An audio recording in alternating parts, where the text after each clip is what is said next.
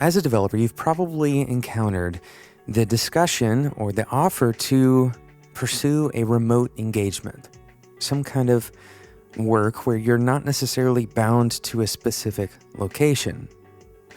Most developers would otherwise be in an office, but then they choose to work remotely. And traditionally, this is working from home, but more and more people are working in a nomadic state. They're working as they travel, for example.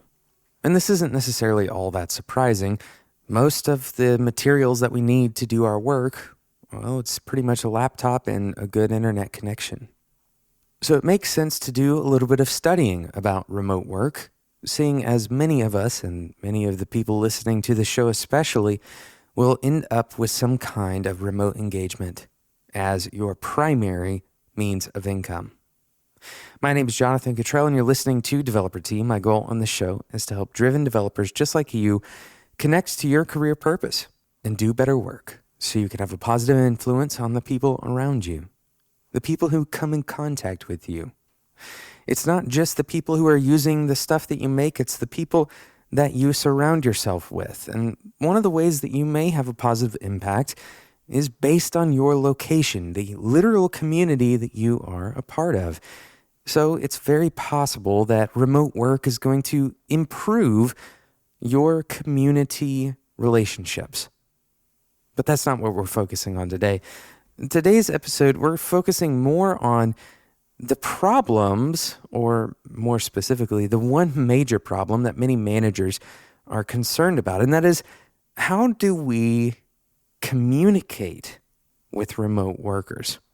How can we effectively create the same type of productive environment when people are not around each other? When there's no water cooler, for example, no passing each other in the hall and sharing personal stories about what happened over the weekend. That doesn't really happen when your workforce is remote. So we want to talk about some of those communication dynamics and maybe something a little bit more surprising about how to mirror a more natural communication pattern. We're going to talk about that a little bit more in just a moment. I want to share some news with you all. The first piece of news is that Spec has just launched a jobs board for designers and developers. Go and check it out. It's at spec.fm/jobs. And a quick shout out to Brian Levin for pulling that together. It's a super awesome job board. Of course, if you are wanting to hire designers and developers, the Spec community is full of talented and driven people. Go and post your job.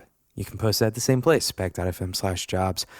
The second piece of news is that Developer Tea recently rolled over 10 million listens. We have 566 episodes, and now we're actually nearing 10.1 million, but 10 million listens since we started this show. And I can't tell you just how grateful I am for you all, the listeners, the audience of this show. I want to connect more and more with you, and the future is exciting.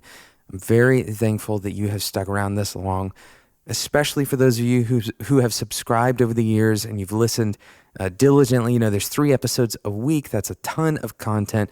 And of course, we've had people listening, some people even since the very beginning. So I'm very grateful for that amount, just that sheer number of people who have participated in making Developer Tea happen. Thank you so much. The last piece of news, I wanted to remind you all about Breaker Upstream. This is a brand new partnership that Developer Tea and Breaker, the podcast listening app Breaker, you can find it in the App Store. We've partnered with Breaker Upstream to release ad-free content. Okay, so let me clarify something. Developer Tea, we love the advertisers that we have on this show. They are the ones that have helped sustain this show for the years that we've been around. And advertisers are not going anywhere. There are plenty of people who listen to the show, and you listen to it because you can listen to it for free. And we're always going to have that model available to listeners of this show. So I want to make sure that's very clear. But Breaker Upstream allows you as the listener to directly support the show. You can subscribe directly to the Developer T ad-free feed. And the Breaker team has made the experience really quite easy to do. If you go and search for Developer T in the Breaker app, you can subscribe to that Developer T ad-free. And for $4.99 a month, you will get access to that ad-free version of Developer T. So this is specifically made for listeners who believe this show is creating value for you in your career. If you believe the show is actually adding something to your career in a positive way, then this method of support is available to you and you get the ad-free version of the show. Thank you again to Breaker Upstream for inviting us to be a partner in this launch. And this just launched on Monday, by the way, so it's brand new out of the gate. Thank you again to those of you who have already subscribed using the Breaker app. So how can we communicate better in a remote environment? Well, first, I want to talk about some of the ways that people communicate in an office environment, in a non-remote environment. If you were to watch a live video feed of people in an office, you're going to see points of communication, these kind of clustered points of communication. Perhaps in the morning when people come in the door and see each other for the first time, they may greet each other. And then they'll set up their equipment, set up the laptop, depending on how you enter your office environment. You may already have your computer set up, but you're getting settled in. And as you're settling in, you may discuss a few things informally. And then as you transition into that working mode, depending on what kind of team you're on, you may have some kind of stand-up meeting. You may kind of ask somebody around you, hey, what are you working on?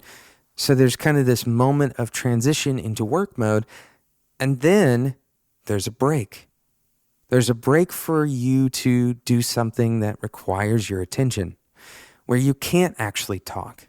You can't actually give that person the necessary attention for communication. And so for a few moments, there's silence. And it isn't really awkward because for those few moments of silence, the people who are being silent actually have something going on. Nobody is waiting on the next person to talk. Generally speaking, this is a very normal occurrence for people to go silent and continue their work. Of course, those clustered conversations happen throughout the day. For example, you're probably more likely to hear discussions happening around 12 o'clock, around lunchtime, than at 10 o'clock. At 10 o'clock, people are typically going to be working. And these patterns are pretty common for the average office environment, these pocketed moments of communication. And in particular, healthy environments, healthy communication, healthy office environments allow for these pockets of communication, but they also protect quiet time. They protect focused work. Developers especially know the importance of focused work, and we've talked about it quite a bit on this show, so we won't belabor the point. Hopefully you understand that interruption is kind of toxic to your focus. So we don't want to have interruptions constantly, and if the value of being in an office is being able to interrupt each other, able to easily, have access to another person, well, that's kind of counterintuitive to this idea of focus. So what is it actually that works in this communication model? The healthy version of this communication model has nothing to do with being, in close proximity with each other. Of course, this is an arguable opinion. Having proximity has other effects, but this doesn't necessarily mean that communication becomes easier per se. And perhaps more directly, just because you have the opportunity to interrupt somebody, that doesn't mean that your communication with that person is going to improve in some tangible, important way. So how can we model our remote communications in a similar fashion? That's what we're going to talk about right after we talk about today's awesome sponsor, Reactor. We love the sponsors who choose to support Developer T. Our sponsors typically provide excellent products to developers, and Reactor is just a little bit of a different type of sponsor. Reactor is a digital product studio in New York City and they're designing and building products and services for forward-thinking businesses and organizations. Now, Reactor is spelled with a K, not with a C. The Finnish language doesn't use a C, and Reactor has roots in Finland. So they've partnered with huge companies like HBO, Supercell, Viacom, and Neverthink to work on their biggest product challenges. They've also partnered with people like Finnair, the Finnish airline, to design and build the perfect digital customer journey, including their mobile apps and their in-flight entertainment system. They're developing their own satellite. This is so cool. They're developing their own satellite to explore emerging new space business opportunities, from hardware to rethinking putting code into space, literally launching to orbit later in 2018. So Reactor is looking for great software engineers. And I know there are people who are listening to the show right now who would make excellent software engineers for Reactor. Head over to reactor.com/careers, reactor.com/careers. Remember, that's with a K, not with a C, reaktor.com/careers. And the way that you're going to apply, you're going to actually tell them what your dream role is. They don't have a specific definition for your role.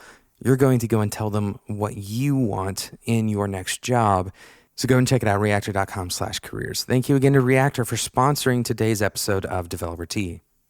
So how can we do a better job of mirroring this kind of communication style that actually happens in the office? And this is really what we're trying to do. And we get it wrong so often. Let me explain how we get it wrong. So when we have this concept of silence in the office, the concept that people are actively working, they're around us, but they're not necessarily interrupting us. That they're focused on their thing and we're focused on our thing. And we can do that without actually having to converse.